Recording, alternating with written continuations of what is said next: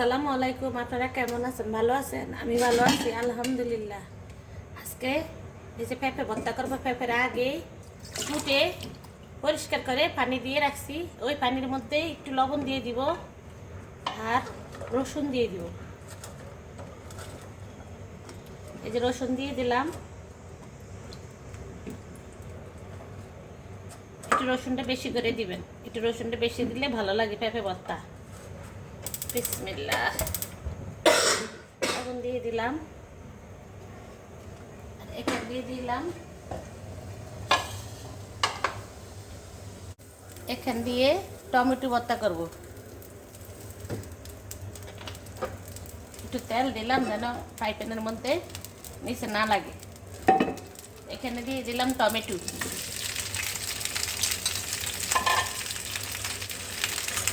এখানে দিয়ে দিলাম রসুন,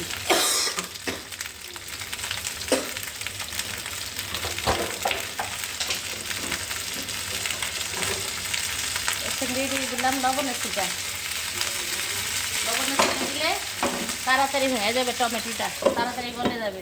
এ দিয়ে দিলাম আর এখানে দিয়ে দিব, মানে যে কোনো জিনিসের ভিতরে একটু লবণ দিলে সিদ্ধ হয়ে যাবে তাড়াতাড়ি করে। ওই তো থাক। আর এখানে এই যে ব্রকলি ভিজিয়ে রাখছি, ব্রকলিও ভর্তা করবো। টমেটো ভর্তা, পেঁপে ভর্তা, ব্রকলি ভর্তা, আলু ভর্তা করবো। ততক্ষণ আমার সাথেই থাকেন আপনারা। এই যে টমেটো হয়ে গেছে, এখন আমি প্লেটে উঠিয়ে নিব, আর টানাবো না। তাহলে একটু টক বেশি টানিয়ে নিলে টক কম লাগে, একটু টক টক লাগবো, ভালো লাগবো, এরকমই আমি রাখবো। এই যে টমেটো হয়ে গেছে, প্লেটে নিলাম। আর এখন এখান দিয়ে দিয়ে দিব ব্রকলি সিদ্ধ। এই যে ব্রকলি এখানে সিদ্ধ দিয়ে দিব।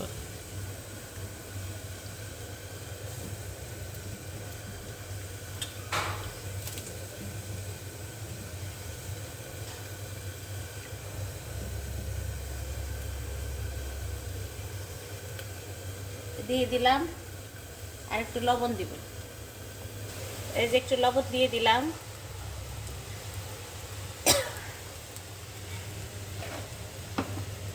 লবণটা দিলে একটু ভালো হয়, লবণ ঢুকিয়ে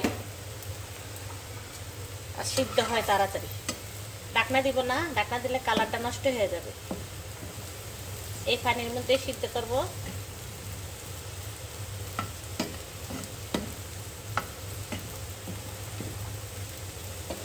এই যে এখান দিয়ে পেঁপে হয়ে গেছে, এই যে এখানে পেঁপে নিছি, এখানে টমেটো, এখানে ব্রকলি, আর এখানে পানি বসাইছি। আলু দিব, আলুর কেটে ধুয়ে ভিজিয়ে রাখছি পানির মধ্যে। এই যে আলু দিয়ে দিব।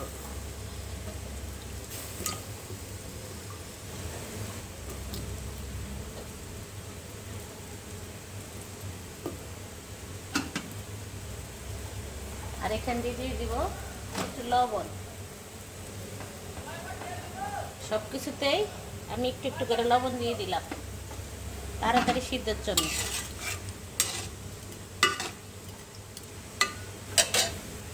দিয়ে দিলাম ঢাকনা।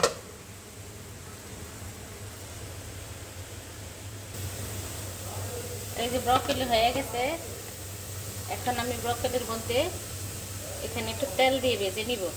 আর উঠিয়ে নিলাম না, যে কোনো ভর্তার একটু তেল দিয়ে ভাজলে ওটা স্বাদটা হয় অন্যরকম।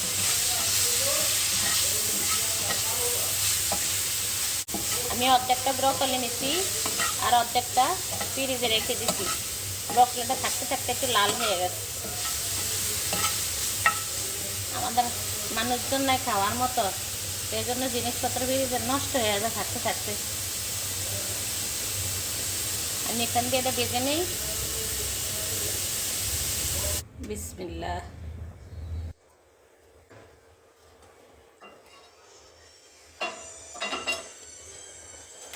এখানে দিয়ে দিলাম শুকনো মরিচ, ভাজে ইয়ার জন্য ভর্তার জন্য ভেজে নিলাম। এখানে অনেকটি ভর্তা, এই জন্য যতটুকু লাগে মরিচ অতটুকুই নিব। আর এখানে কয় পিস রসুন ভেজে নিব।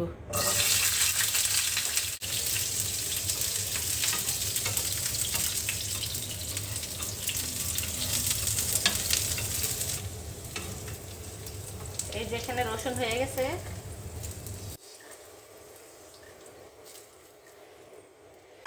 এখানে দিয়ে দিবে এখন আলু।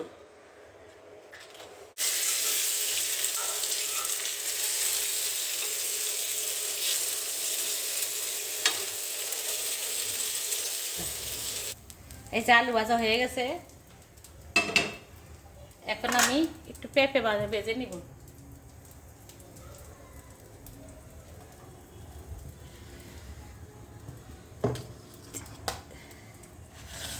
একটু ঠান্ডা হয়ে নেক।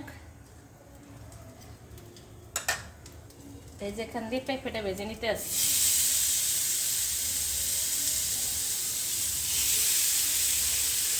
সব ভর্তাই এভাবে একটু তেলে ভেজে নিবে। এক ভর্তা হলে আর কিছু লাগে না। এই আমাদের আজকে সারাদিনের লিগা ভর্তা। ডালও রান্না করি না, ডাল একটু কম পছন্দ করি, তারপরও রান্না করবো সজনা দিয়ে ডাল, কিন্তু এখন না। ওর আব্বু আবার খায় ডাল টাইল, তখন করবো। আর একটু তেল দিব।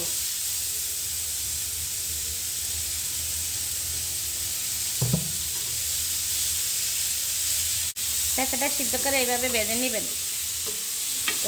ভর্তার থেকে একটা গ্রান আছে ভাজা ভাজা, আর ওই ভর্তাটাও ভালো লাগে। পেঁপের সাথে রসুন সিদ্ধ করে নেবেন, তাহলে এক পেঁপেটা লেই মানে মজা লাগে না, ভালো লাগে না। তাই হয়ে গেছে পেঁপে ভাজা। এখন আমি একটা একটা করে ভর্তা করবো, আমার সাথে থাকে। আমি পেঁয়াজের বেরেস্তাটা করে নিই।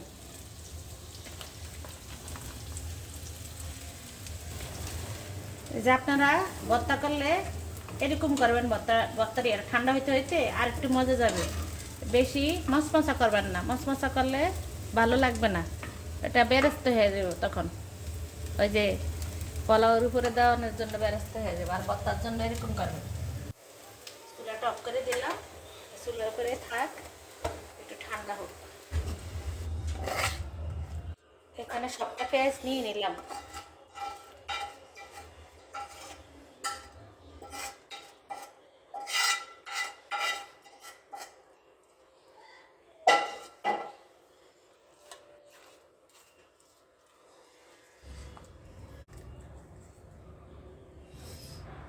প্রথমেই রসুনটার একটু ডলে নেই।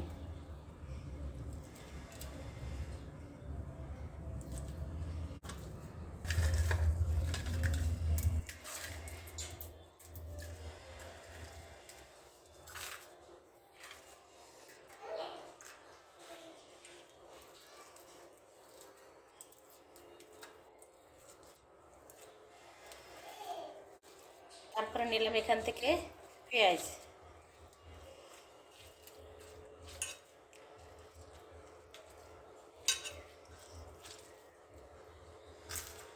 দিয়ে দিলাম মরিচ। মরিচটা ভর্তার জন্য একটু লাল করে ভেজে নিচ্ছি ভিতরের বিচিটা, তাহলে একদম ফ্রেশ, ভালো হয় না।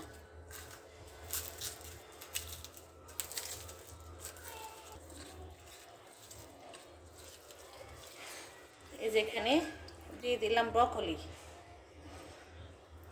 ব্রকলির সাথেই রসুন দিলাম। ব্রকলির একটা গন্ধ আছে,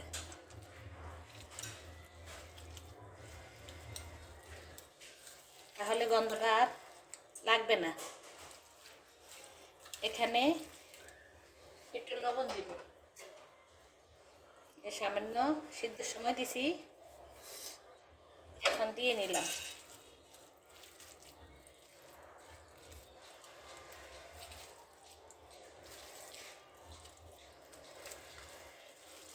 হয়ে গেল আমার ব্রকলি ভর্তা।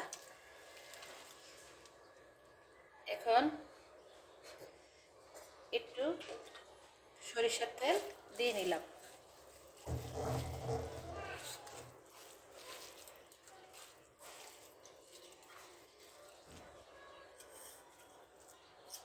বিসমিল্লাহ।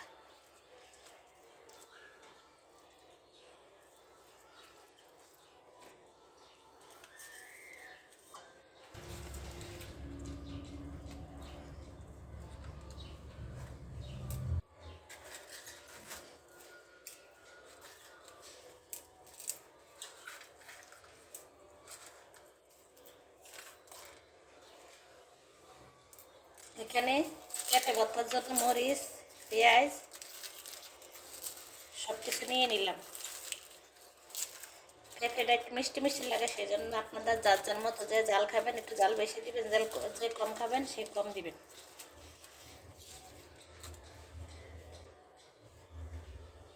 এখানেও দিব অল্প একটু লবণ, সিদ্ধের সময় দেওয়া হয়েছে লবণ।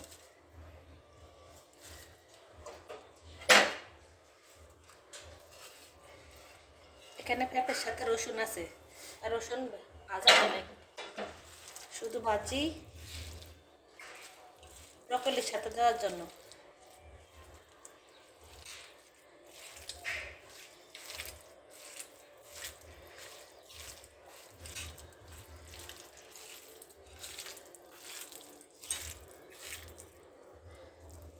হয়ে গেছে পেঁপে ভর্তা।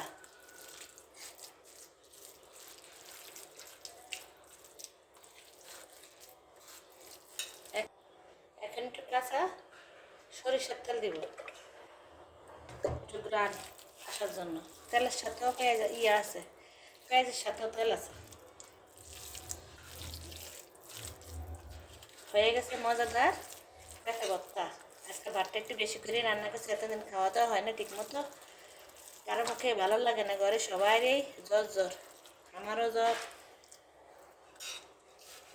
আমার ছেলেরও জ্বর।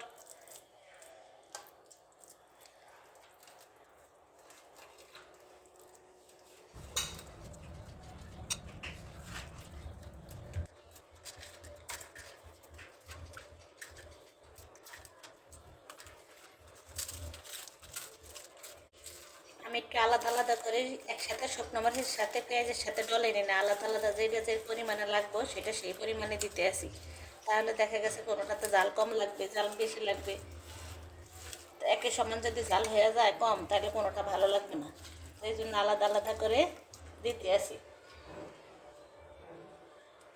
এখানে দিয়ে দিলাম টমেটো ভর্তার জন্য লবণ।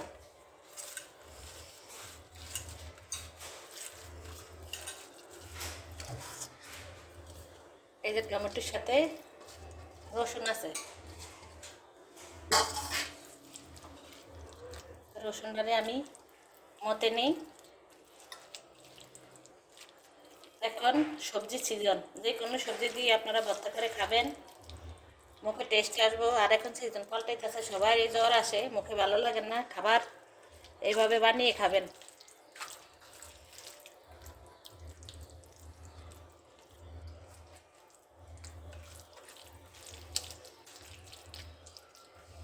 দিয়ে দিব একটু সরিষার তেল,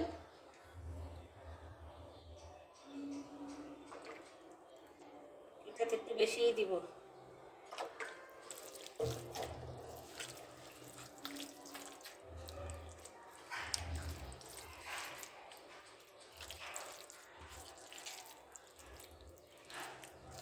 হয়ে গেল টমেটো ভর্তা।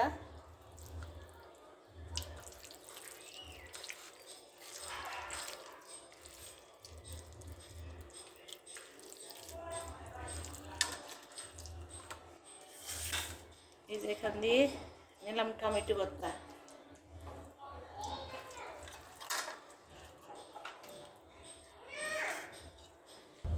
এখন বানিয়ে নিতে আসি আলু ভর্তা।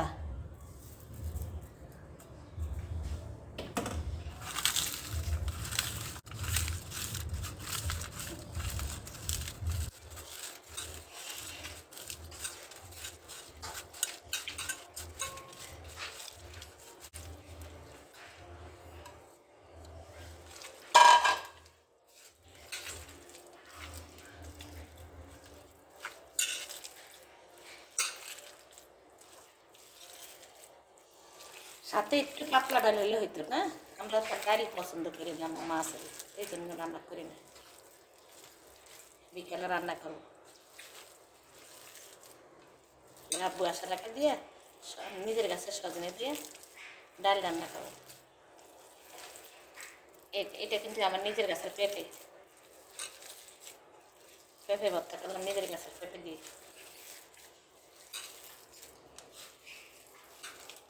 আমি কোনোটাতেই লবণের ভর্তা চাই না, কিন্তু অনুযায়ী বলে যে লবণের ভর্তা ঠিক আছে,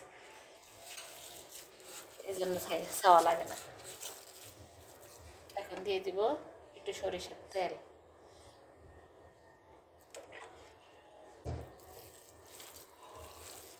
হয়ে গেল আজকের মজাদার ভর্তা। ভর্তা বানাইতে কষ্ট আছে, ভর্তা করতে গেলে অনেক সময় লাগে।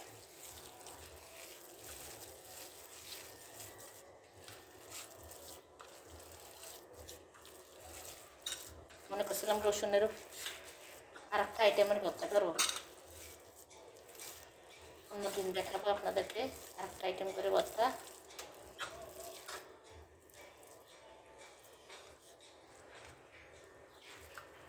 এখন গরম ভাত রান্না করছি আর ভর্তা। গরম ভাতের সাথে ভর্তা হলে জমে যাবে খাওয়া। সবাই ভিডিওটি কেমন লাগছে বলবেন।